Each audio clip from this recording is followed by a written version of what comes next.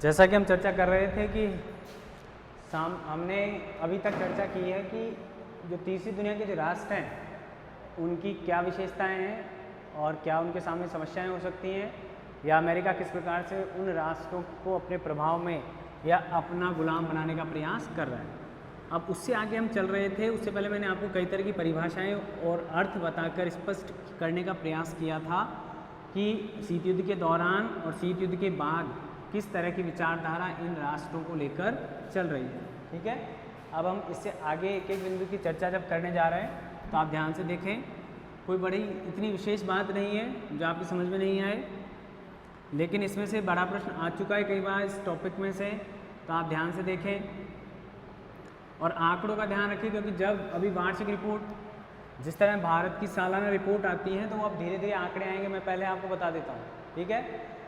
ये जो आंकड़े आना शुरू होंगे अभी आर्थिक आधार पर और राजनीतिक आधार पर, उन आंकड़ों का ध्यान रखें। मेरे कहने का तात्पर्य इतना है कि जो कैटेगरी वाइज या जो रैंकिंग आएगी आर्थिक आधार पर कैपिटा इनकम, सबसे बड़ा सैन्य राष्ट्र कौन सा है, सैन्य खरीदकर्ता कौन सा राष्ट्र है, या सैन्य उत्पादन करने वाला राष्ट्र कौन सा है, ये सारी रैंकिंग आना शुरू हो जाएंगे।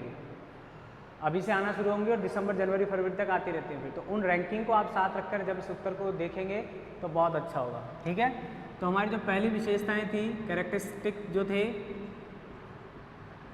उनमें सबसे पहली विशेषता हमने बताई थी, कोई भी हो आप ध्यान से सुने, कृषि प्रधान अर्थव्यवस्था।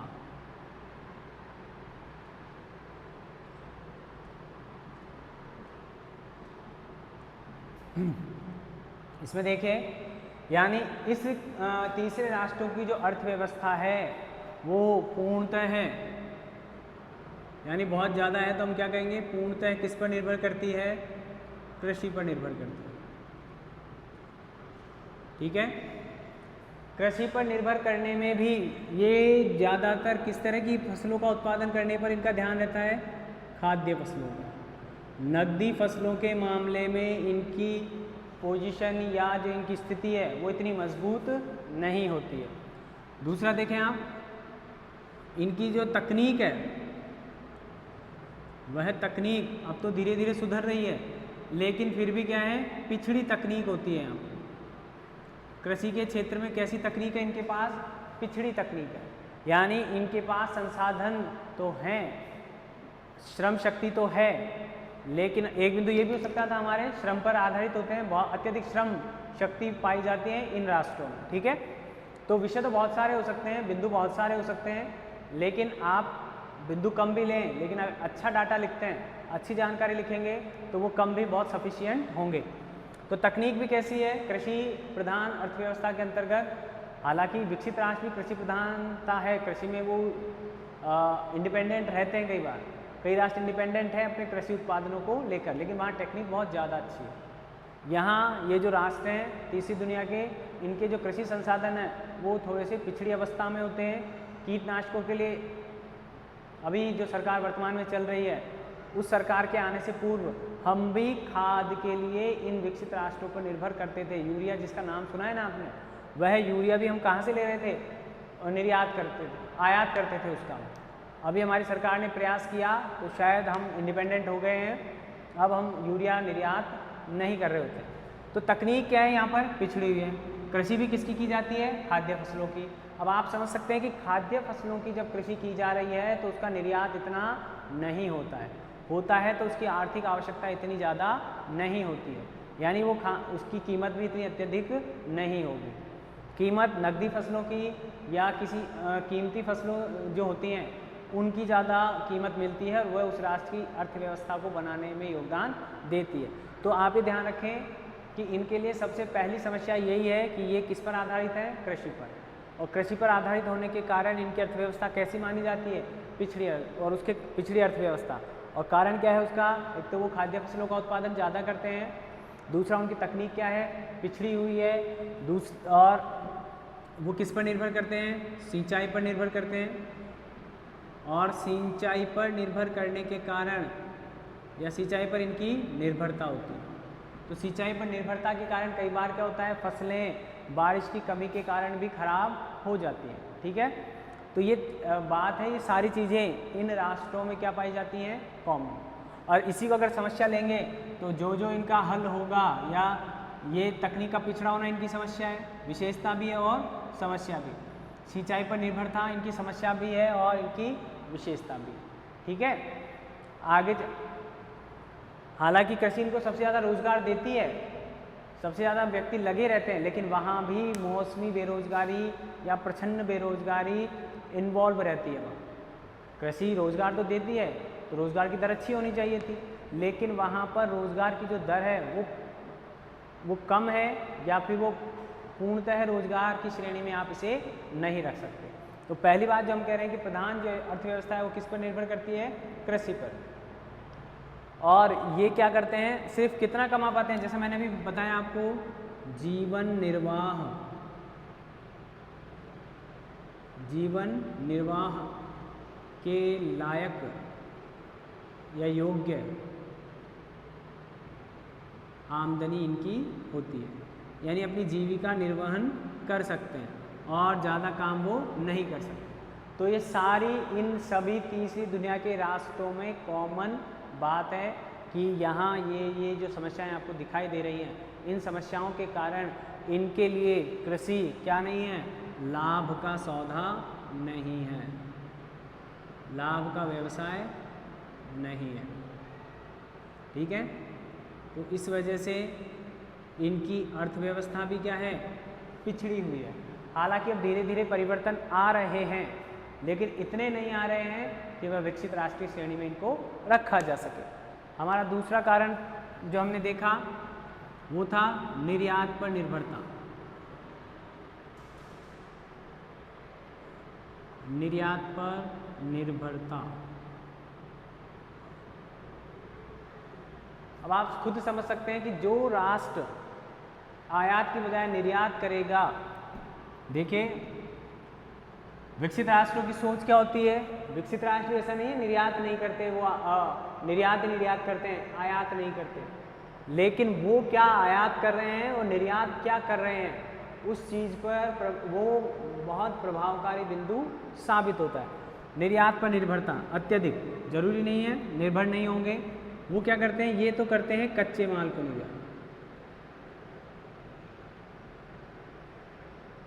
ये किसका निर्यात करते हैं, कच्चे माल का निर्यात करते हैं। ठीक है, और क्यों, क्योंकि इनके पास वही समस्या तकनीक नहीं है, या उतने औद्योगिकीकरण, जैसे हमने पहली बात की थी कि औद्योगिकीकरण से दूर है, ऐसा कहा हमने एक परिभाषा में। तो औद्योगिकीकरण से दूर होने का मतलब औद्योगिक विकास नहीं हुआ है, तकनीकी या औद्योगिकी विकास नहीं हुआ है।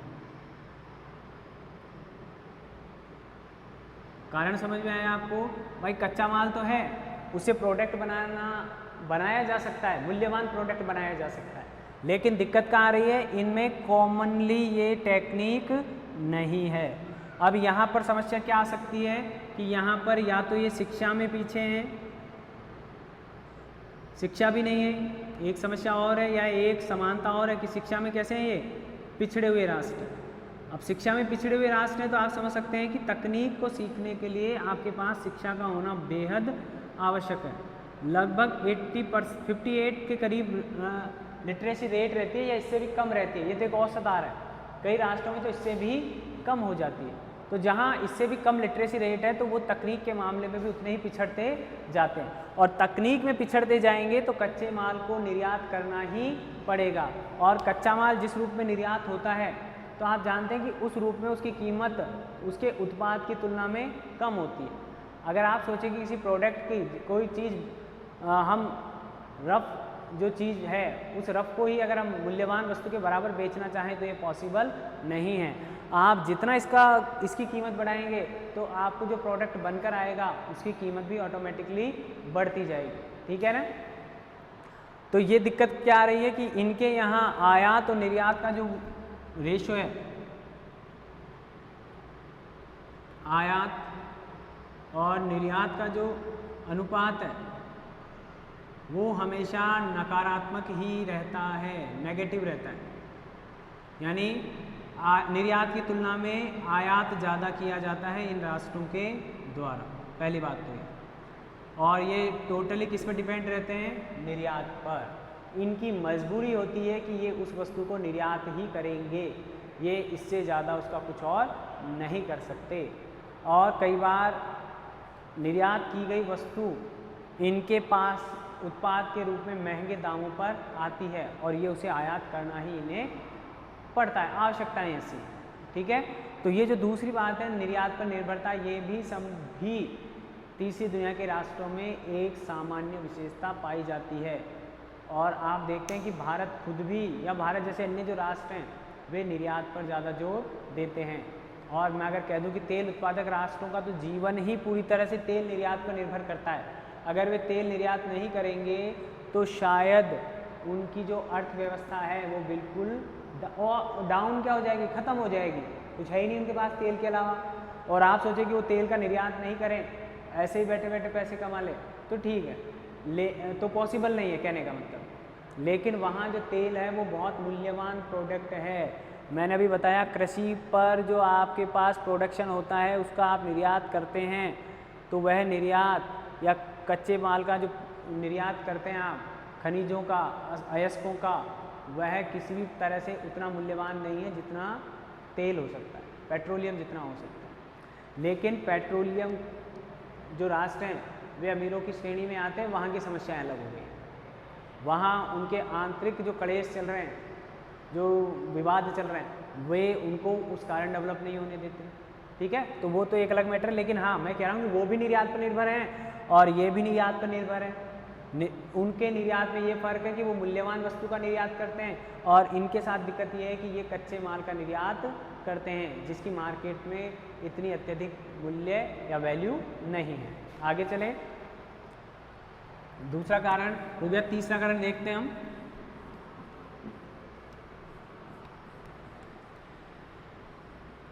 तीसरा कारण हमारा है जनसंख्या वृद्धि। कॉमन सब राष्ट्रों में जनसंख्या वृद्धि है। तीसरा जो हमारी विशेषता है वो है जनसंख्या हाई पॉपुलेशन रेट। ठीक है, जनसंख्या वृद्धि, देखो आप समझते हैं जनसंख्या वैसे तो एक संसाधन हो सकती है। जनसंख्या क्या हो सकती है? एक संसाधन हो सकती है। हमें भी श्रमिक भी चाहिए, कर्मचारी चाहिए, सभी कुछ चाहिए। तो एक संसाधन का रोल निभाती है, महत्वपूर्ण रोल निभाती है पॉपुलेशन। लेकिन दिक्कत क्या है कि जनसंख्या के अनुपात में अन्य चीज़ें नहीं बढ़ती हैं। तो इन राष्ट्रों की जनसंख्या के अनुपात में अन्य संसाधन नहीं बढ़ रहे हैं, अन्य संसाधन सीमित हैं। और इस सीमितता के कारण ही वहाँ खींचतान प्रारंभ हो जाती है, कीमतों का बढ़ना चालू हो जाता है, क्योंकि डिमांड करने वाले लोग क्या हो जाते हैं? ज़्यादा हो जाते हैं। तो यहाँ पर जनसंख्या वृद्धि का जो नेगेटिव इफेक्ट आता है वो आता है कि इनके कारण महंगाई बढ़ने लगती है, मांग बढ़ने लगती है, मांग बढ़ने लगती है। तो ये समस्या भी है, मैं आपको साथ में ये भी बताता चला हूँ, और विशेषता भी है। विशेषता क्यों है? क्योंकि जितने भी राष्ट्र हैं, आप देखिए अफ्रीका और एशिया में विश्व की, अफ्रीका और एशिया में विश्व के सबसे ज़्यादा जनसंख्या निवास करती है इन दो महाद्वीपों में। ठीक है, लगभग 60% जनसंख्या है शायद, मेरा आंकड़ा ठीक, ज्योग्राफी के स्टूडेंट कर सकते हैं, वैसे ठीक है मेरे हिसाब से, दोनों में मिला के लगभग 60% पॉपुलेशन रहती है। ठीक है, तो दोनों महाद्वीपों की पॉपुलेशन ज़्यादा है, तो यहाँ पर तीसरी दुनिया के राष्ट्रों की संख्या भी क्या है? ज़्यादा है। 33 तो अल्प विकसित राष्ट्र यहाँ हैं और 17 या 14 राष्ट्रों के अल्प विकसित हैं। ये तो मैंने फिर आंकड़ा कहा है अल्प विकसित, तीसरी दुनिया की बात करेंगे तो और ज़्यादा हो जाएंगे। लेकिन जब इतने राष्ट्र तो यहाँ अल्प विकसित है तो आप सोच सकते हैं कि तीसरी दुनिया के राष्ट्र कितने ज़्यादा होंगे यहाँ। उसका कारण क्या है? जनसंख्या वृद्धि। अगर जनसंख्या वृद्धि होगी तो किसी भी राष्ट्र की स्थिति किसी भी तरह से अच्छी नहीं कही जा सकती अगर वो संसाधनों की दृष्टिकोण से या तकनीक के दृष्टिकोण से पिछड़ा हुआ राष्ट्र है। तो अमेरिका की पॉपुलेशन अगर आज बढ़ जाए तो शायद वह भी एक समय में जाकर पिछड़े राष्ट्र की श्रेणी में आ सकता है, या आज जिस पोजीशन में उस पोजीशन में नहीं रहेगा। तो वो बढ़ने ही नहीं देते हैं, पॉपुलेशन इतनी बढ़ती ही नहीं है, वे स्वयं इतने समर्थ हैं, समझदार हैं, तो वो पॉपुलेशन को बढ़ने देते। यहाँ पर ये मांग बढ़ती है जनसंख्या बढ़ने के कारण, और जनसंख्या इन तीसरी दुनिया के राष्ट्रों में जनसंख्या का बढ़ना एक सामान्य बिंदु है। आप देख सकते हैं चीन, भारत, इंडोनेशिया, जापान, हालांकि अमेरिका भी है लेकिन वो वैसे राष्ट्र नहीं, अमेरिका जापान तो, लेकिन ये जो राष्ट्र हैं पाकिस्तान, ये 5 राष्ट्रों में आते हैं। तीसरी दुनिया के मोस्ट पॉपुलेटेड जो राष्ट्र हैं, पॉपुलेशन जो रखते हैं सबसे ज़्यादा, उन राष्ट्रों में काउंट होते हैं ये 4-5 राष्ट्र। और ये कौन सी दुनिया के राष्ट्र हैं? तीसरी दुनिया के राष्ट्र हैं। तो भारत ही नहीं, सभी तीनों जो महाद्वीपों की हमने बात की थी, अफ्रीका, एशिया और लैटिन अमेरिका, वहाँ के राष्ट्रों की पॉपुलेशन क्या हो रही है? बढ़ रही है। और ये पॉपुलेशन का बढ़ना ही क्या है? उनके पीछे होने का या उनके पिछड़े होने का कारण बन जाता है। ठीक है, तो ये 3 कारण हैं जिनके कारण हम क्या कर रहे हैं कि हम इन चीज़ों का अध्ययन कर रहे हैं, जो कि तीसरी दुनिया के राष्ट्रों की विशेषता है।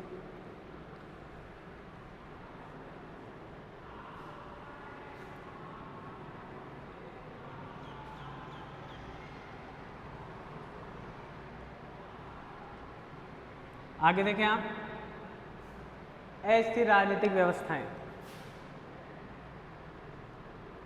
अस्थिर राजनीतिक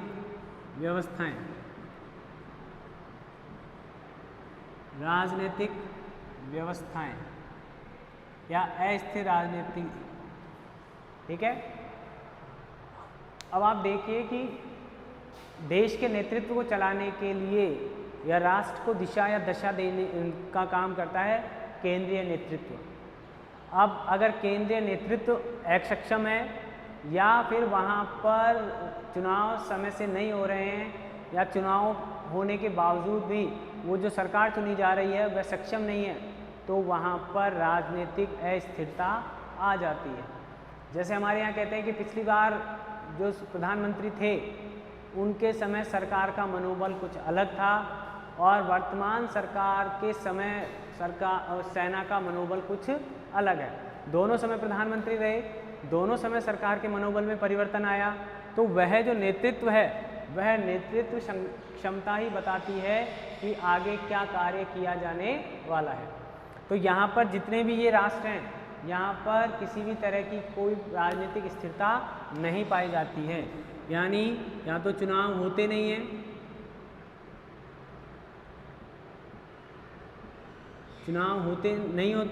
या सरकार अपना कार्यकाल पूरा नहीं कर पाती। सरकार अपना कार्यकाल पूरा नहीं कर पाती। ये एक ही नहीं, ज़्यादातर राष्ट्रों की ऐसी ही सामान्य समस्याएं हैं। या हम दूसरे शब्दों में कहते हैं कि गठबंधन सरकारें भी विशेषता है। यहाँ पर गठबंधन सरकारें या राजनीतिक दलों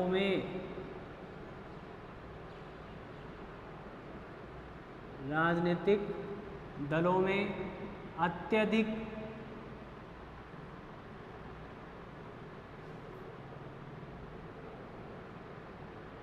विरोध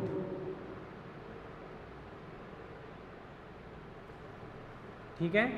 अब देखिए 4-5 जो कारण हैं, इन कारणों के कारण ही किसी भी तीसरी दुनिया के राष्ट्र की जो राजनीतिक क्षमताएं हैं वो प्रभावित होती हैं। राजनीतिक क्षमताएं क्या होती हैं? प्रभावित होती हैं। और जब राजनीतिक क्षमताएं सक्षम नहीं है तो आप समझ सकते हैं कि वहाँ के आर्थिक जो विषय हैं या आर्थिक जो आवश्यकताएं हैं वे भी अवश्य प्रभावित होंगी, और जब उनके आर्थिक हितों पर प्रभाव पड़ेगा तो आने वाले समय में उनका आर्थिक शोषण किया जाना क्या हो जाएगा, आसान हो जाएगा।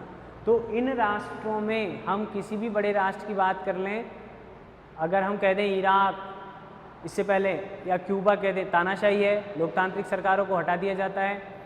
भारत में निर्वाचित सरकार है, लेकिन भारत में 1989 से लेकर लगभग 2004 तक गठबंधन सरकारें रही, और जिसकी वजह से उन सरकारों ने अपना कार्यकाल तो पूरा किया, लेकिन उस क्षमता के साथ नहीं कर पाए जैसा करना वो चाहते थे।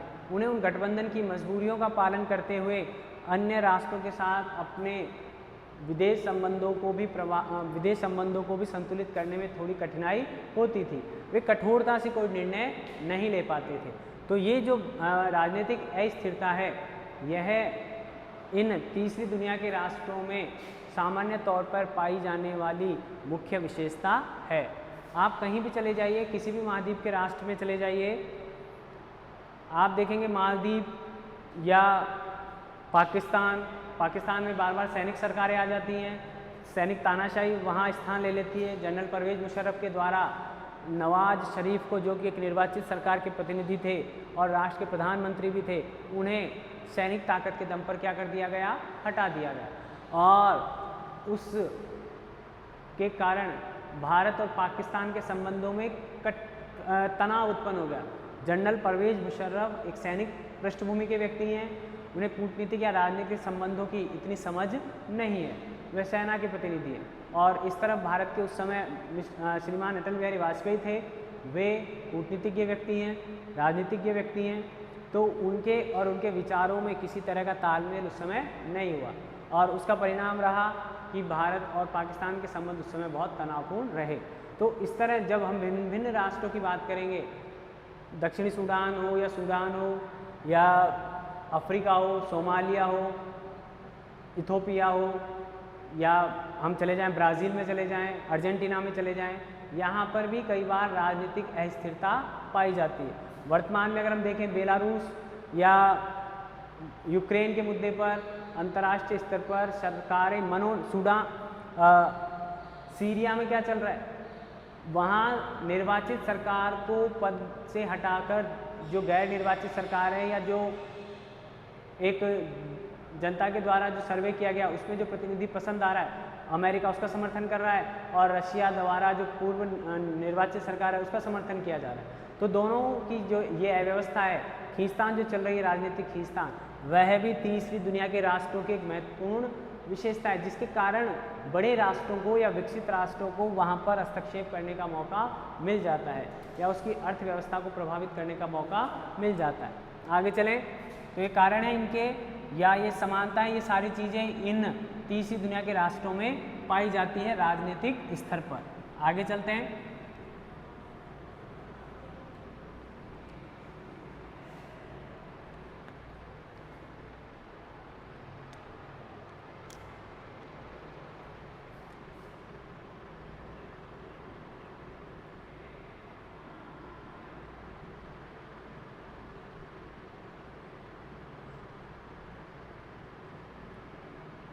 अब देखो, ये अपने आप में बहुत बड़ा शब्द है, बहुत बड़ा शब्द है और बहुत प्रभावी व्यवस्था भी है। क्योंकि अभी वर्तमान में अगर हम, अभी तो दूसरा ही कार्यकाल शुरू हुआ है, लेकिन उनके कार्यकाल का बहुत प्रभाव पड़ता है। कहने का मतलब है कि जितने भी तीसरी दुनिया के राष्ट्र हैं, वे एक नेता के प्रभाव में आ जाते हैं।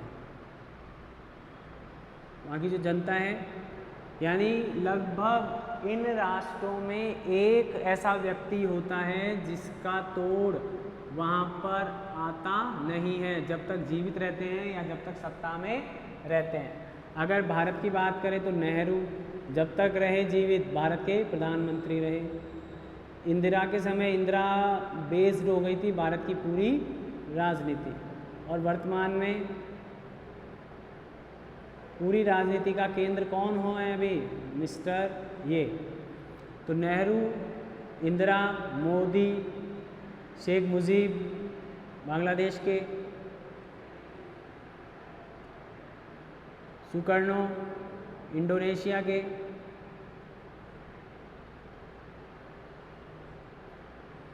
नासिर बांग्लादेश के और नासिर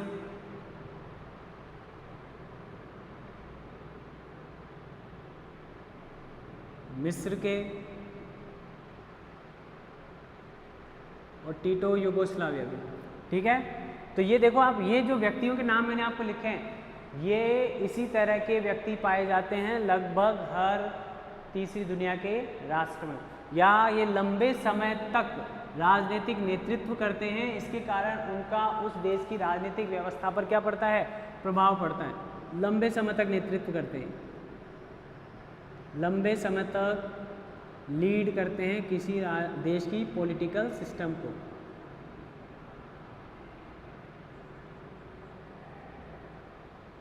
इस कारण भी क्या होता है कि इनका इफेक्ट जो पड़ता है, वो जो प्रभाव पड़ता है, उस प्रभाव के कारण संपूर्ण राष्ट्र भी उसी दिशा में अग्रसर हो जाता है जिस दिशा में ये करिश्माई नेतृत्व या करिश्माई जो व्यक्ति है या जिसका प्रभाव है इतना ज़्यादा, वह व्यक्ति जिस दिशा में उस राष्ट्र को लेकर जाना चाहता है वह उस दिशा में उस राष्ट्र को लेकर जाता है। तो ये इसलिए ताकि ये जो व्यक्ति हैं इनके जो संबंध होंगे उन राष्ट्रों में भी, तो वहाँ की राजनीति को बड़ी आसानी से समझ सकते हैं। यानी सैनिक तानाशाही में भी एक व्यक्ति का नेतृत्व होगा। बांग्लादेश में जब तक शेख मुजीब रहे, इनकी सत्ता रही, इनकी भी हत्या कर दी गई थी। सुकर्णो जब तक इंडोनेशिया में रहे, तब तक सुकर्णो के अनुसार ही पूरा इंडोनेशिया काम करता था। तो ये जो राष्ट्र हैं, ये इनके जो मुखिया हैं, ज़्यादातर इसी प्रकार से अपने प्रभाव को बनाने में कार्यरत रहते थे, या एक पार्टी का, और वो पार्टी भी कौन सी, इन्हीं की पार्टी। लंबे समय तक एक व्यक्ति या एक पार्टी का शासन रहता था। इनके प्रभाव के कारण क्या होता था कि हमेशा कांग्रेस, अपने यहाँ तो कांग्रेस ही रही है जब तक मिस्टर नेहरू रहे, तो उस एक पार्टी की विचारधारा या उस एक व्यक्ति का नेतृत्व ही उस राष्ट्र की विचारधारा या उस राष्ट्र का नेतृत्व कहलाने लगता है, जब और वह नेतृत्व चाहे जैसा उस राष्ट्र में काम कर सकता है, उसे किसी भी प्रकार की कोई प्रतिद्वंदिता नहीं झेलनी पड़ती, कंपटीशन का सामना नहीं करना पड़ता। इस वजह से वह ज़्यादा से ज़्यादा ध्यान अपने कार्यों को करने में लगा सकता है। लेकिन आप देखेंगे कि कांग्रेस के बाद के जो उत्तराधिकारी हैं, उन्होंने प्रशासन में तो पार्टिसिपेट किया या नहीं किया, लेकिन उनकी संपत्ति दिनों दिन बढ़ती जा रही है। अब उस करिश्माई नेतृत्व का उन्होंने अनैतिक लाभ उठाया, या किसी तरह के भ्रष्टाचार में वो लिप्त रहे, या उनकी पैतृक संपत्ति या उनके खुद के संसाधनों या योग्यता के दम पर उन्होंने वो संपत्ति कमाई, यह एक विवाद का विषय हो सकता है। लेकिन उस करिश्माई नेतृत्व का ही असर है कि उनकी मृत्यु के बाद भी आज तक कांग्रेस काम कर पा रही है। ठीक है, तो कांग्रेस के काम करने में जो योग्यता है, तो मैं कांग्रेस की बात इसलिए कर रहा हूँ ताकि आपके ध्यान में समझ में आए कि एक व्यक्ति का नेतृत्व क्या कर सकता है। अभी अगर हम बात करें तो अभी रूस में एक व्यक्ति का करिश्माई नेतृत्व चल रहा है, चीन में शी जिनपिंग का चल रहा है। ठीक है, अभी जापान में आबे साहब का चल रहा था, उन्होंने तो इस्तीफा दे दिया बीमारी के चलते। तो वो एक एक व्यक्ति ही ऐसे, नेल्सन मंडेला जब तक रहे, उनका अफ्रीका में दबदबा रहा, तो उन्होंने जैसा डायरेक्शन देना चाहा वैसे ही उस राष्ट्र की राजनीति क्या कर रही है, ग्रो कर रही थी। तो ये सब मैंने जितने भी नाम लिए वो सारे कहाँ के, लैटिन अमेरिकन, अफ्रीका और एशिया। ठीक है, तो वहाँ पर इस तरह की सत्ता चलती जा रही है। तो ये भी एक बड़ी कॉमन चीज़ है कि वहाँ पर एक व्यक्ति को ईश्वर का दर्जा या ईश्वर के समतुल्य मान लिया जाता है, उसके नेतृत्व में अत्यधिक विश्वास रखा जाता है प्रजा के द्वारा। वह किसी भी तरह से उसके विरोध में या उसके अवमानना या अवज्ञा करने की हिम्मत नहीं करती है, या ऐसा विश्वास होता है कि ये व्यक्ति कुछ भी गलत नहीं करेगा। तो फुल सपोर्ट मिलता है उनको, पूरा सपोर्ट मिलता है, और वो लंबे समय तक शासन कर पाते हैं और देश की आर्थिक, सामाजिक और राजनीतिक नीतियों का क्या करते हैं, निर्धारण कर पाते हैं। तो ये क्या है, ये सिर्फ भारत में नहीं है, जितने भी मैंने ये नाम बताए हैं आपको, उसके अलावा भी कई राष्ट्र हो सकते हैं, कई देश ऐसे हो सकते हैं जहाँ पर इनका प्रभाव रहा हो। ठीक है, अब कई राष्ट्रों में तो क्या है, नीतियाँ बना ली। अमेरिका में 2 से ज़्यादा बार राष्ट्रपति नहीं बन सकते आप लगातार। ठीक है, तो अब शायद वो करिश्माई प्रभु नेतृत्व की बात नहीं की जाएगी, वहाँ ऐसा होता तो शायद वहाँ भी इस तरह का काम होता। आगे चले आप, अगला बिंदु है हमारा भ्रष्टाचार, जिस विषय की बात अभी मैं कर रहा था तो पिछले बिंदु में, वही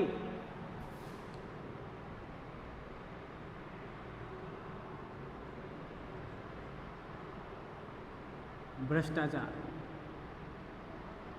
ठीक है, तो भ्रष्टाचार का मतलब क्या हो गया, पहली बात तो ये देख लें कि भ्रष्टाचार होता क्या है, भ्रष्टाचार, भ्रष्टाचार। ठीक है,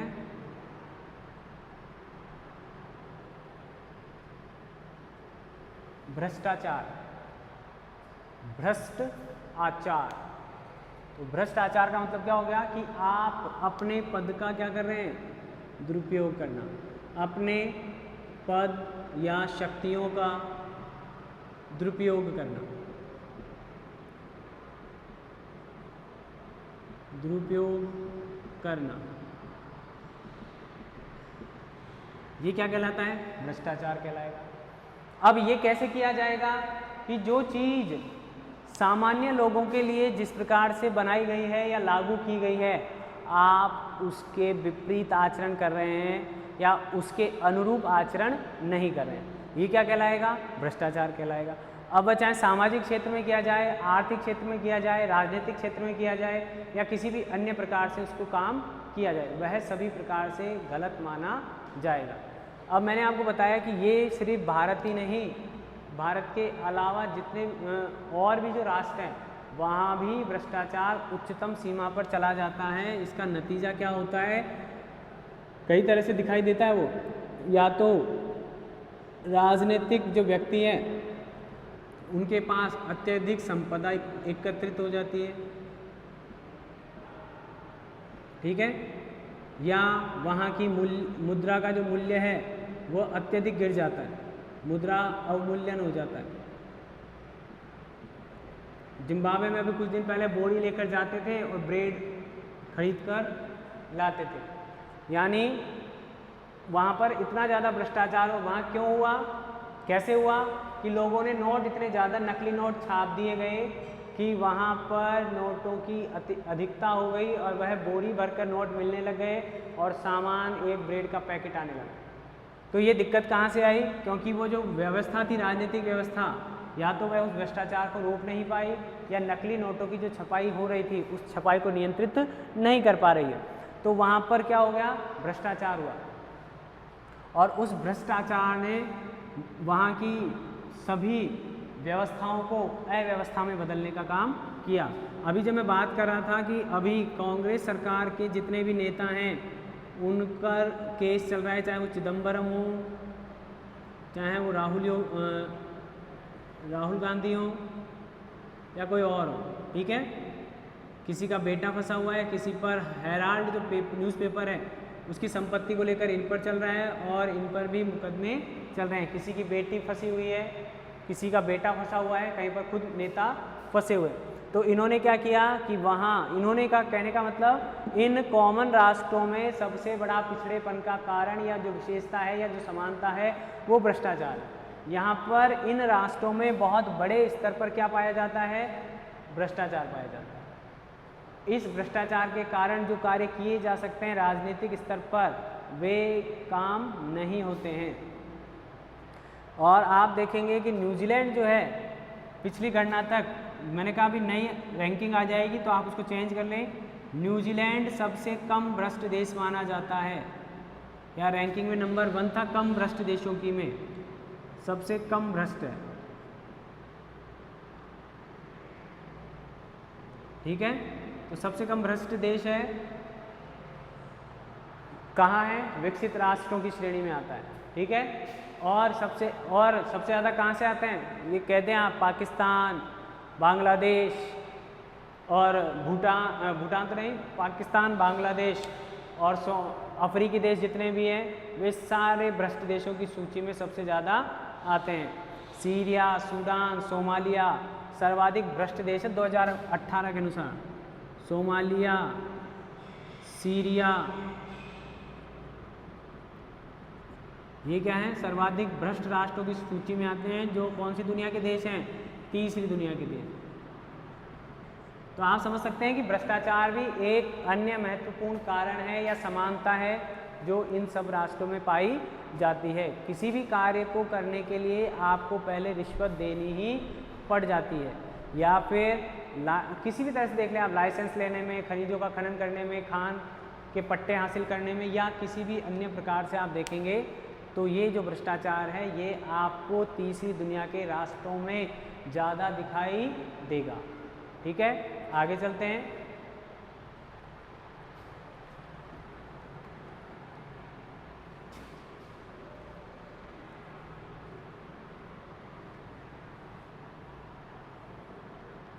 आगे है विलासितापूर्ण खर्च।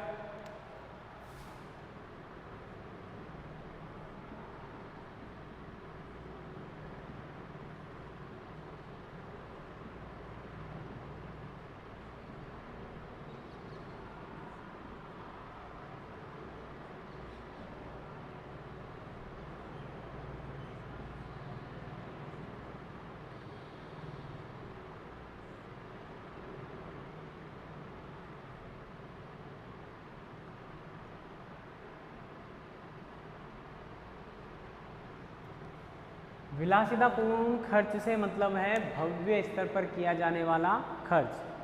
अगर हम बात करते हैं, अगर मैं आपको एग्जांपल देना चाहूँ तो मैं देना चाहूँगा कि जब आपने सेकेंड ईयर में भी पढ़ा होगा कि भारत में जब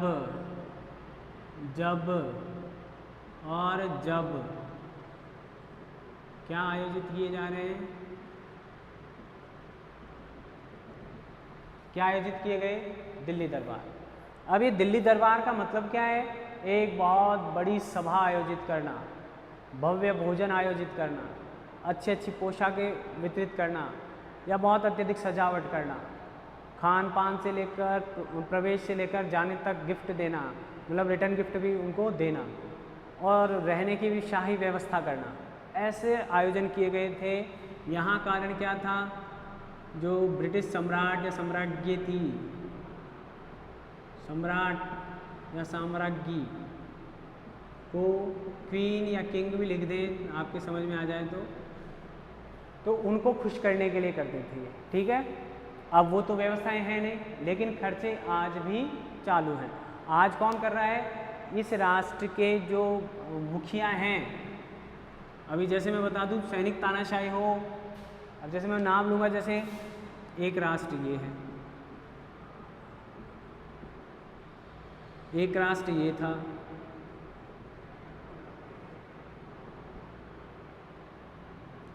और ये था। ठीक है, एक दो राष्ट्र और हैं। अब ये क्या करते हैं कि अब इनके शासकों का या इनके कर्ता धर्ता जो हैं उस राष्ट्र के, इनका ये तो बड़े हैं, इनके नाम आते रहते हैं। हालांकि हमने शुरू में एक शब्द लिया था अज्ञात और शोषित, अज्ञात और शोषित, तो उसकी बात तो नहीं करेंगे। अब ये अज्ञात है इसलिए मुझे ज़्यादा पता नहीं होता है, बहुत कम संख्या में रह जाते हैं।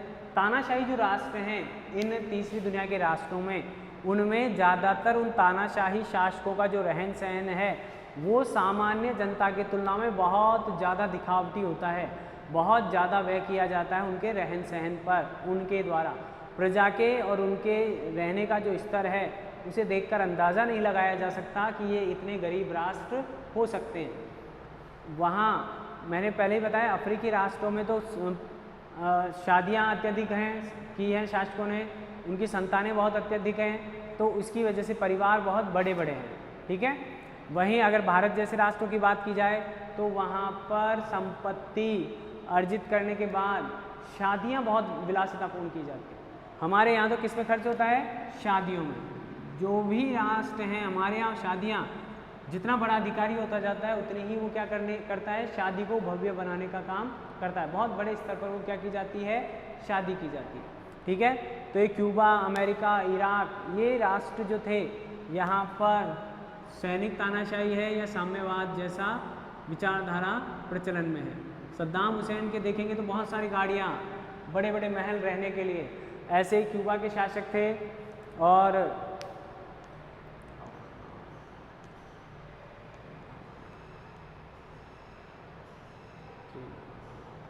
एक राष्ट्र और याद आ रहा, कर्नल गद्दाफी। कर्नल गद्दाफी भी बहुत विलासितापूर्ण जीवन जीने के लिए कुख्यात थे। सैनिक ऑफिसर था, सैनिक तानाशाह है, उसने भी अपने जीवन में बहुत विलासितापूर्ण जीवन जिया है। अब अपने यहाँ नाम लेते हैं हम विजय माल्या का, लेकिन वो शासक श्रेणी में नहीं है, लेकिन उसका खर्च क्या है, बहुत भव्य रहा है। आप देख सकते हैं कि अभी भी मैं कहूँ, हमारे पहले प्रधानमंत्री के बारे में कहा जाता है कि कभी उनकी सिगरेट के लिए, कभी उनके कपड़े धुलने भी कहाँ जाते हैं, ब्रिटेन जाते थे, इंग्लैंड जाते थे, या उनका एक सिगरेट के पैकेट के बारे में, हालांकि मैं कंफर्म नहीं कह सकता हूँ क्योंकि मैं उस जानकारी में पढ़ना नहीं चाहता विवादों में, लेकिन हाँ कुछ ऐसी विचारधाराएं नेहरू के बारे में कही जाती हैं कि उनकी सिगार या उनके कपड़े या उनके विदेश यात्राओं का जो व्यय था वो अत्यधिक खर्च था। तो ये तो सिंपल सा उदाहरण है। और कई राष्ट्र जो थे उनके जो शासक हैं वे अभी भी इसी तरह की लाइफ स्टाइल जीने में बिलीव करते हैं। तो ये जो राष्ट्र हैं ये उन राष्ट्रों में संसाधनों की सीमितता होने के बावजूद भी वे क्या करते हैं, अपने जीवन को बहुत विलासितापूर्ण तरीके से जीने का काम करते हैं।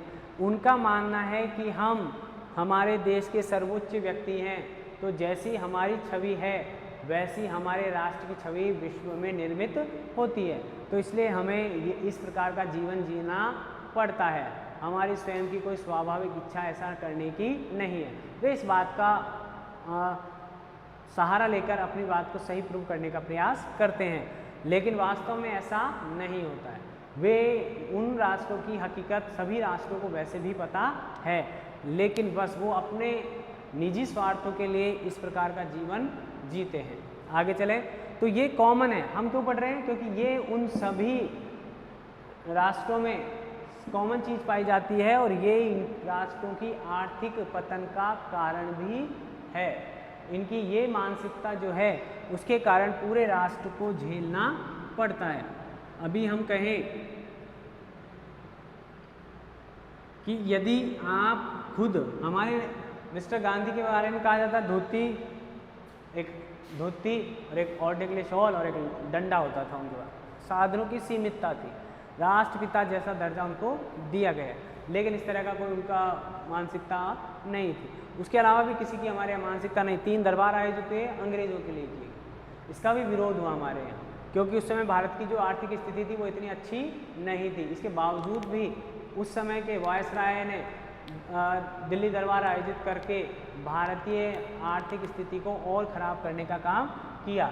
तो इसी तरह जहाँ जहाँ तानाशाह शासक हैं या जहाँ शासक अपने खर्चों को या अपनी स्थिति को भव्य दिखाने का प्रयास करते हैं, वे राष्ट्र किसी भी तरह से विकसित राष्ट्रों की श्रेणी में तो नहीं आते, बल्कि और पिछड़ जाते हैं। अमेरिका कर सकता है, अमेरिका की स्थिति आज किसी विकसित राष्ट्र की स्थिति में है, वो खर्च कर सकता है, अर्निंग्स भी है। तो वहाँ हम ये नहीं कह सकते कि वो क्यों कर रहा है, वो कर सकता है, लेकिन उनकी आर्थिक स्थिति इतनी खराब नहीं है, वो डिपेंडेंट नहीं है किसी राष्ट्र पर। लेकिन कुछ या ज़्यादातर जो तीसरी दुनिया के राष्ट्र हैं, उन राष्ट्रों में से कई राष्ट्र ऐसे हैं जिनकी आर्थिक स्थिति खराब होने के बावजूद भी वह अपने जीवन को पूरी तरह से विलासितापूर्ण जीने में विश्वास रखते हैं। आगे चलें। अब देखिए सैन्य खर्च। सैन्य खर्च वैसे तो कोई बुरी बात नहीं है, राष्ट्र की सुरक्षा के लिए आवश्यक भी है सैन्य संसाधन आयोजित करना, लेकिन सैन्य संसाधनों पर पूर्णतः निर्भरता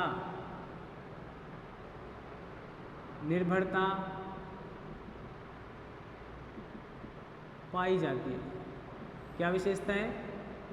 ये राष्ट्र क्या करते हैं, अनावश्यक रूप से भी खरीद लेते हैं। युद्ध नहीं कर रहे हैं कहीं भी, कई बार दिखावे के लिए भी क्या कर देते हैं, जैसा ये खर्च तो रहने, महलों में, गाड़ियों में, विदेश यात्राओं में कैसे कैसे खर्च करते थे। ये तो हवाई यात्राएं, कारें, महल, आयोजन, बड़े बड़े आयोजन, इस तरह के खर्च कर रहे हैं।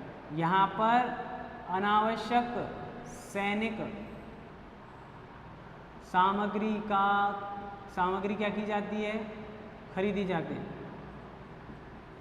और ये जो अनावश्यक सैनिक सामग्री है इसका कभी भी प्रयोग नहीं आता है। क्यों नहीं आता है? क्योंकि मैं आपको बताने वाला हूँ कि जो इनको बेची जाती है सामग्री वह या तो अप्रचलित हो जाती है या उसका कोई तोड़ आ चुका होता है, या तो अप्रचलित होती है या व्यवहारिक नहीं होती है, यानी वर्तमान में उसका चलन में आना संभव नहीं है। लेकिन अपनी झूठी शान को दिखाने के लिए या दूसरे राष्ट्र पर अपना दबाव बनाने के लिए इस प्रकार का खर्च किया जाता है।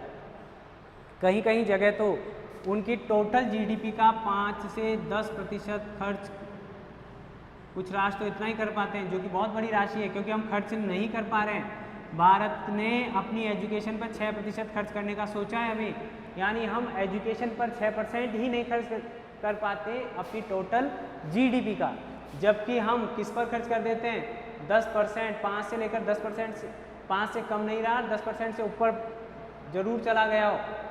हम 10% से प्लस किस पर खर्च कर लेते हैं, अपने सैन्य खर्च कर लेते हैं। शिक्षा पर हम कितना नहीं कर पा रहे हैं अभी, 6% से भी कम राशि खर्च कर पाते हैं हम अपनी एजुकेशन पर। टारगेट बनाते हैं लेकिन नहीं कर पाते हैं, क्योंकि हम या हमारा जो खर्चा है वो किस पर चला जाता है, या जो शिक्षा में खर्च किया जा सकता था वो राशि हम किस में खर्च कर देते हैं, हम मतलब तीसरी दुनिया के देश। तो कहाँ खर्च कर देते हैं उनको हम, इन सैन्य खर्चों पर। और ये सैन्य, अभी मैं बता दूं आपको कि भारत जो है वह पिछले साल से पिछले साल सैन्य खरीद में नंबर 1 रहा है, सैन्य खरीद में नंबर 1। और अब सऊदी अरब रहा है नंबर 1। जो लास्ट रैंकिंग रही है खरीदारी करने वालों में, उसमें सऊदी अरब नंबर 1 है और भारत इसके बाद सेकंड नंबर पे आ गया। यानी भारत पहले पे और दूसरे पे ही बना रहता है। किस मामले में, हथियारों की खरीद करने में। ये कौन कह रहा है, आप इसका लेटेस्ट आंकड़ा देखें तो ये मिल जाएगा इस संस्था के पास। ठीक है,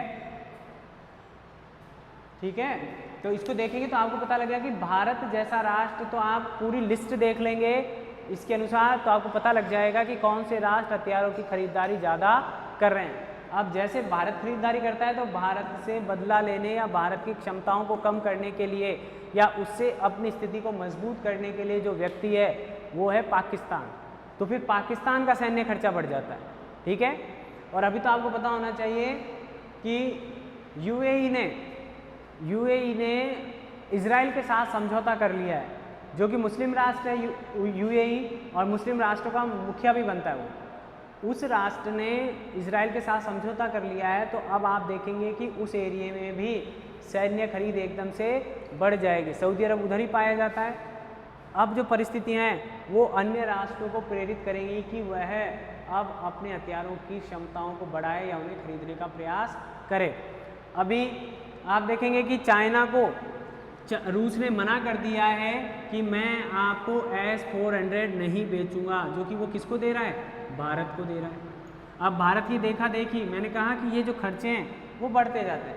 भारत की देखा देखी ही चाइना खरीदना चाहता है। क्या खरीदना चाहता है, S-400। डील हो गई, होने वाली थी, लेकिन चीन को मना कर दिया। किसने, रूस ने मना कर दिया। लेकिन चीन खरीद क्यों हो रहा है, क्योंकि भारत के पास है। तो ये देखा देखी या कंपटीशन की भावना के कारण भी क्या खरीद रहे हैं, सैन्य खर्च बढ़ता जाता है। तो ये मैंने आपको अभी तो भारत और भारत के पड़ोसी देशों के संदर्भ में ये बताया। जहाँ जहाँ आप जाएंगे अफ्रीका या लैटिन अमेरिका के राष्ट्रों में, तो वहाँ भी इस तरह का कंपटीशन या तुलना होती रहती है, और वो अपने सैन्य खर्च को अपने पड़ोसी राष्ट्र की तुलना में ज़्यादा करते हैं, ताकि वह अपनी सैनिक आवश्यकताओं को पूरा कर सके या सैनिक स्तर पर दूसरे राष्ट्रों पर दबाव बना सके। और ये बेचने वाले कौन होते हैं, ये देखो कौन बेच रहा है। अभी यहाँ तो मैंने बताया, ये एक तो ये बेचता है। ये क्या तीसरी दुनिया का राष्ट्र है, क्या नहीं है। एक ये बेचता है, क्या ये भी तीसरी दुनिया का राष्ट्र है, क्या ये भी नहीं है। ये बेचता है, ये भी नहीं आता। ये बेचने में माहिर, ठीक है। ये जो राष्ट्र हैं बड़े, ये बेचने में माहिर हैं। और खरीद कौन रहे हैं? ये देखो, खरीद रहा कौन है? भारत, पाकिस्तान, सऊदी अरब, दक्षिण अफ्रीका, ब्राज़ील। ठीक है, ये राष्ट्र खरीद रहे हैं। ये कौन सी दुनिया में आते हैं? तीसरी दुनिया के राष्ट्र। ठीक है, तो आप जब चारों ओर देखेंगे तो कहीं ना कहीं इनके हितों को परिपूर्ण कर रहे हैं कौन?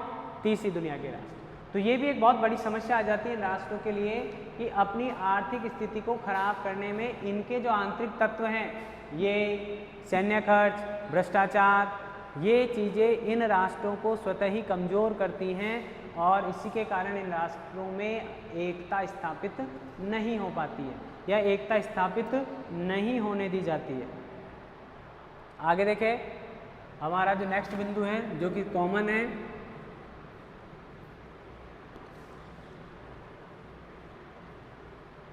इससे एक बड़ा प्रश्न आता रहता है, इसलिए मैं कह रहा हूँ आप इसको पढ़ ले। पहले तो इसके अर्थ ध्यान कर ले। अर्थ पूछे जाते हैं बार बार। तीसरी दुनिया से आप क्या समझते हैं? तीसरी दुनिया से आप क्या समझते हैं?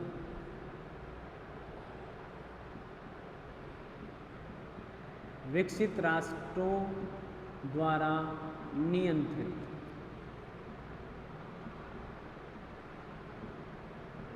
ठीक है, ये सभी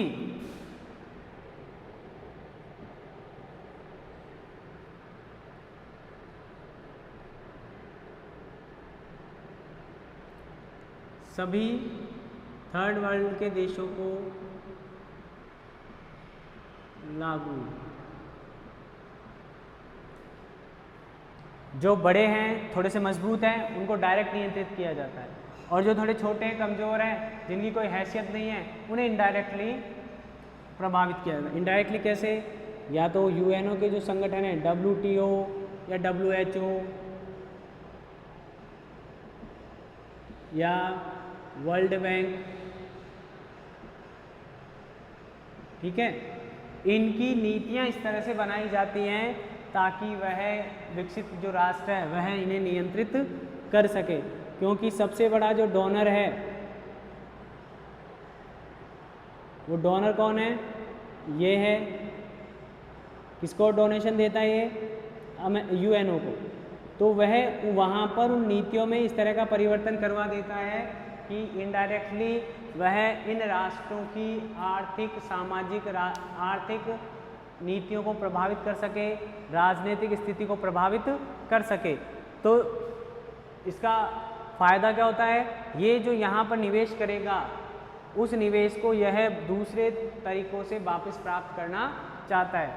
कृषि उत्पादकों की कीमत तय करने में, उन्हें कम रखने में अपनी भूमिका निभाते हैं ये राष्ट्र। उनके जो प्रोडक्शन है उन पर कितना और एक और बात बता दूं मैं आपको, मल्टीनेशनल जो कंपनियां हैं, उन मल्टीनेशनल कंपनियों के मुखिया भी ज़्यादातर, वो मल्टीनेशनल कंपनियां कहाँ से आती हैं? विकसित राष्ट्रों से। मल्टीनेशनल जितनी भी कंपनियां हैं ज़्यादातर बड़ी या जो प्रॉफिट गेन करती हैं वो कहाँ से आती हैं? इन विकसित राष्ट्रों से। चाहे आप इसका नाम देख लें, ठीक है, अभी वर्तमान में तो यही चल रही है। व्हाट्सअप भी इसने ले लिया, फेसबुक भी इसने ले लिया, शायद इंस्टा भी इसी के पास है, सारे इसी के पास, और हम सब यूज़ करते हैं, चाहे वो तीसरी दुनिया के राष्ट्रों पहले के हों या दूसरी के हों। ठीक है, सबसे ज़्यादा इनकम इनको हम देते हैं क्योंकि हमारे यहाँ पॉपुलेशन ज़्यादा है, जो कि तीसरी दुनिया के राष्ट्रों की एक महत्वपूर्ण विशेषता है। तो डाटा हम यूज़ करते हैं। तो ये जो मल्टीनेशनल जो कंपनियाँ हैं, इन कंपनियों का नियंत्रण विकसित राष्ट्रों के द्वारा किया जाता है, और ये कंपनियां उस राष्ट्र में रहकर उस राष्ट्र की आर्थिक स्थिति को प्रभावित करने का काम करती हैं। तो डायरेक्टली, इनडायरेक्टली ये विश्व के विकसित जो राष्ट्र हैं वो विकासशील या तीसरी दुनिया के राष्ट्रों को अपने नियंत्रण में रखने के लिए, उसके लिए बनने वाली अंतर्राष्ट्रीय नीतियों को प्रभावित करते हैं। वे इस प्रकार की नीतियाँ चाहते हैं कि इन राष्ट्रों की निर्भरता इन पर से कभी भी ख़त्म नहीं हो। तीसरी दुनिया के राष्ट्रों की निर्भरता किस पर बनी रहे, विकसित राष्ट्रों पर बनी रहे। तो इस प्रकार से ये जो विवाद के विषय हैं कि बहुराष्ट्रीय कंपनियों का मुख्यालय कहाँ पाया जाता है, देखो आप यहीं पाया जाएगा, जिस राष्ट्र की कंपनी है ना वो वहीं पाया जाएगा। तो सारा पैसा कहाँ लेकर जाती है, प्रॉफिट अंत में यहाँ लेकर जाती है। तो इनडायरेक्टली उस देश से तो ले रही है जहाँ काम कर रहे हैं, लेकिन प्रॉफिट कहाँ लेकर जा रही है, जिस राष्ट्र से वो आई है। ऐसे आप देखते हैं कि ये मैं और बताना चाह रहा था, बहुत सारी चीज़ें जैसे भ्रष्टाचार होता है तो स्विट्जरलैंड जो है वहाँ पर स्विस बैंक पे सारा धन चला जाता है। अब वो राष्ट्र पूरी तरह से उन जो तीसरी दुनिया के राष्ट्रों के खाते मिलेंगे आपको वहाँ ज़्यादा। स्विस बैंक में जितने भी खाते हैं उनमें ज़्यादातर खाते तीसरी दुनिया के जो राष्ट्र हैं उनके जो बड़े बड़े व्यक्ति हैं उनका धन वहाँ इकट्ठा किया हो, ठीक है। और वो अगर एक नंबर का होता, भ्रष्टाचार के अलावा मेहनत से कमाया गया होता, तो शायद उन्हें भारत से बाहर ले जाने की आवश्यकता या किसी भी राष्ट्र से बाहर ले जाने की आवश्यकता नहीं पड़ती। कहीं ना कहीं वो धन ऐसा है जिसके सोर्सेज हमको नहीं पता होते हैं या भ्रष्टाचार के द्वारा वो धन अर्जित किया गया होता है। तो ऐसे धन के कारण ऐसे संग्रहवादी राष्ट्र कौन से हैं, स्विट्जरलैंड, ठीक है। स्विट्जरलैंड एक अच्छा डेवलप्ड कंट्री है, तो वहाँ वो पैसा जाता है तो उनकी अर्थव्यवस्था को विकसित करने में काम करता है। पैसा हमारे तीसरे राष्ट्र के देशों का है लेकिन जा रहा है एक विकसित राष्ट्र। तो ये जो इस तरह की जो विचारधाराएं अब पॉलिसीज़ बना रखे उसमें वो किसी को अकाउंट नहीं देगा। तो मैंने कहा कि वो नीतियां ही ऐसी बनाते हैं कि जिसके कारण तीसरे राष्ट्र को क्या किया जा सके, नियंत्रित किया जा सके, उसे अपने प्रभाव में लाया जा सके। अब जिन जिन व्यक्तियों के धन वहाँ हैं वो क्या इस तरह की पॉलिसीज़ लाएंगे जिससे कि स्विट्जरलैंड के साथ संबंध खराब हो या स्विट्जरलैंड के उस बैंक को नियंत्रित करने के लिए दबाव डाला जा सके, संभव ही नहीं है, उनको आवश्यकता भी नहीं है। तीसरा हमने देखा था कि इन राष्ट्रों के आपसी संबंध भी क्या रहते हैं, तीसरी दुनिया के जो राष्ट्र हैं उनके आपसी संबंध भी ठीक नहीं है। बहुत कम राष्ट्र ऐसे होंगे जिनके आपस में संबंध अच्छे होंगे। आपसी संबंधों में कटुता। अब हमारा तो चिर प्रतिद्वंदी कौन है, पाकिस्तान है, कहीं से भी डेवलप कंट्री नहीं है, वो भी कौन सी है, तीसरी दुनिया का राष्ट्र। हमारा खास पड़ोसी कौन है दूसरा, चाइना, वो भी हमारा कहीं से क्या नहीं है, विकसित राष्ट्र नहीं है, तो वो भी विकसित नहीं है, पाकिस्तान में विकसित नहीं है। इधर बांग्लादेश के साथ कभी कभी उठापटक हो जाती है, कभी नेपाल के साथ हो जाती है, कभी भूटान के साथ हो जाती है, भूटान के साथ तो नहीं होती, मालदीव के साथ हो जाती है, कभी श्रीलंका के साथ हो जाती है ऐसे। लेकिन आप देखें विकसित जो राष्ट्र हैं, अमेरिका ने मैक्सिको के साथ बहुत अच्छे संबंध बना रखे हैं।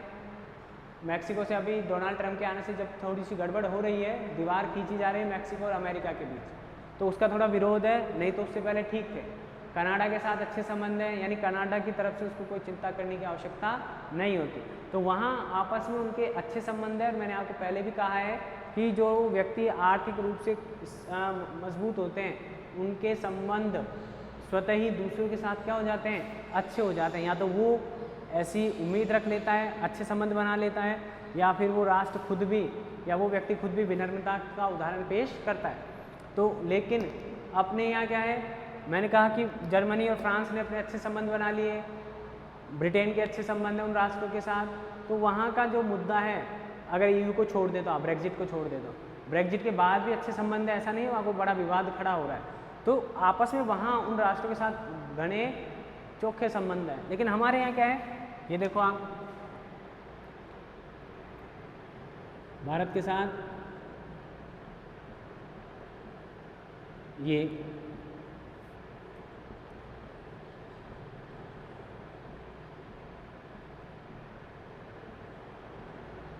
ठीक है, ये इधर देखो आप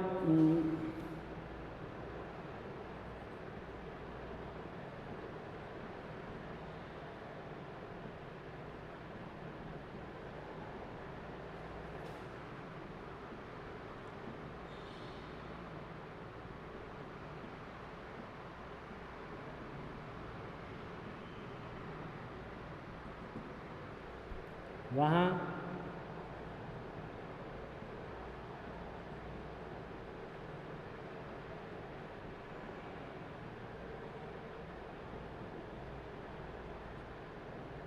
इनके अपने अड़ोस पड़ोस में क्या चलते रहते हैं, विवाद चलते रहते हैं। और ये इनमें से एक भी ऐसा नहीं है जो विकसित राष्ट्र की श्रेणी में आता हो, यानी इनके आपस में, यानी ये एक कॉमन बात पाई जाती है कि इनके या इन तीसरी दुनिया के राष्ट्रों में संबंधों को लेकर थोड़ी सी विश्वास की भावना बनी रहती है या असहयोग की भावना बनी रहती है। हालांकि भारत इनके साथ अत्यधिक सहयोग करता है, लेकिन फिर भी संबंधों को उतना अच्छा नहीं माना जा सकता। अफ़गानिस्तान है तो अफ़गानिस्तान के संबंध तालिबान के आधार पर डिसाइड होंगे। तालिबान प्रभावी हो जाता है तो अन्य राष्ट्रों के साथ उसके संबंध खराब हो जाते हैं। तालिबान नहीं है, चुनी हुई सरकार आती है तो संबंध सामान्य होने के प्रयास करते हैं। तो ये मैं आपको बता रहा हूँ कि इन संबंधों में कटुता पाए जाने के कारण क्या है कि ये पूरी तरह से उस क्षेत्र में प्रभावी क्षेत्रीय संगठन खड़ा नहीं कर पाते हैं, यानी इन विकसित राष्ट्रों के विरोध में किसी तरह की कोई यूनिटी स्थापित नहीं हो पाती है। अगर ये विरोध के समय किसी तरह की यूनिटी स्थापित कर ले तो ये बड़े स्तर पर अमेरिका का विरोध कर सकते हैं, लेकिन ये राष्ट्र स्वयं ही संगठित नहीं है। तो स्वयं संगठित नहीं होने के कारण ये अमेरिका का खुलकर विरोध नहीं कर पाते हैं। ठीक है, अब आगे हम ध्यान दें। आप देखिए, अब हमने ये विशेषताएं देखी हैं। किसकी विशेषताएं देखी हमने देखी हैं जो तीसरी दुनिया के जो राष्ट्र हैं उनके मध्य कटुता है। कटुता का कारण देख लें आप, किस आधार पर हो जाती है, राजनीतिक नेतृत्व को लेकर, आर्थिक हितों को लेकर, भौगोलिक हितों को लेकर,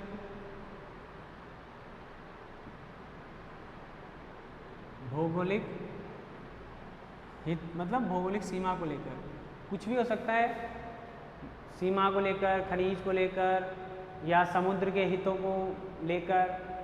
जहाँ तक भी इन दो देशों की आपसी सीमाएं मिल रही हैं, ये वो राष्ट्र जिनकी सीमाएं मिल रही हैं आपस में, लेकिन ये कभी कभी हमारे विरोध में भी आ जाते हैं जबकि हमारी सीमाएं नहीं मिल रही हैं, लेकिन किसके आधार पर, सांप्रदायिकता के आधार। ठीक है, तो विरोध कुछ भी हो सकता है, धार्मिक भी हो सकता है, जैसा कि मैं बता रहा हूँ इनके साथ।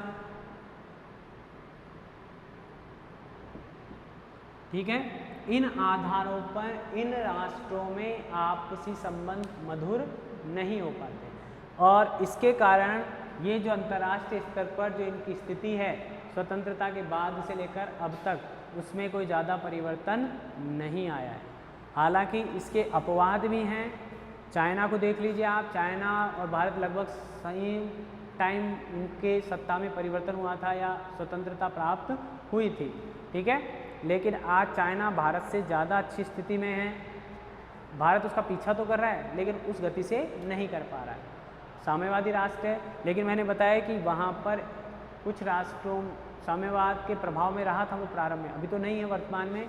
तो उस समय जो प्रभावशीलता थी उसका बेनिफिट चाइना को मिला और उसका आज भी एकीकरण है। उसकी जो ये समाचार पत्रिकाएं हैं या ये क्या कहते हैं पर्टिकुलर वर्ड, समाचार पत्रों के से संबंधित है, वो इतने स्वतंत्र नहीं है। ठीक है, उनको उतनी स्वतंत्रता प्राप्त नहीं हो पा रही है।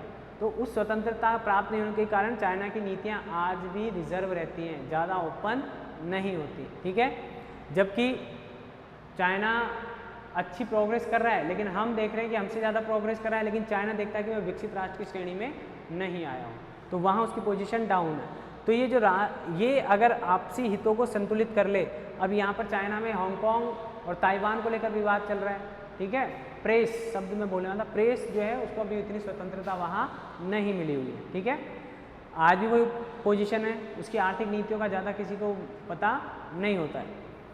तो मैं ये कह रहा हूँ कि आज चाइना के हांगकांग और ताइवान को लेकर विवाद चल रहा है चाइना के अंदर ही।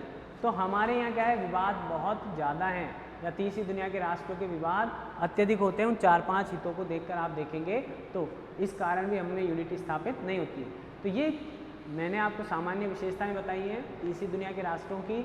हम फिर अगले वीडियो में चर्चा करेंगे उनके क्या समाधान हो सकते हैं और उनको लेकर विकसित राष्ट्रों में और विकासशील राष्ट्रों में क्या चेंजेस हैं, क्या अंतर आ जाता है कई बार उनके नीतियों को लेकर, या विकसित और विकासशील राष्ट्रों में क्या अंतर है, उसको देखेंगे। तब तक के लिए आप इनको याद करें। एक बड़ा प्रश्न आया हुआ है, आ जाता है कई बार, नहीं तो छोटे प्रश्नों में तो ये आता ही आता है। ठीक है।